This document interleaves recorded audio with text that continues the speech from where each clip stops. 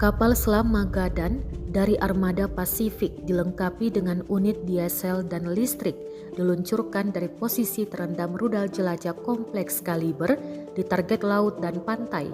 Ini dilaporkan di Kementerian Pertahanan Federasi Rusia. Sebelum melakukan latihan tempur, kapal selam diam-diam memasuki area tertentu dari mana ia meluncurkan serangan rudal pada posisi target.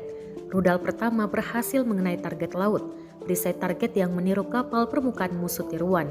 Rudal kedua menghantam pantai target di lapangan taktis Surkum pada perkiraan waktu di wilayah Khabarovsk. Layanan Pers Departemen Militer mencatat, jarak tembak lebih dari 1000 km.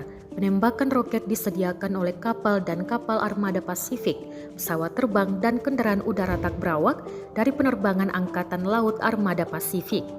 Kapal selam Magadan adalah kapal selam diesel listrik proyek 6363 ketiga di Armada Pasifik yang dipersenjatai dengan rudal jelajah kaliber.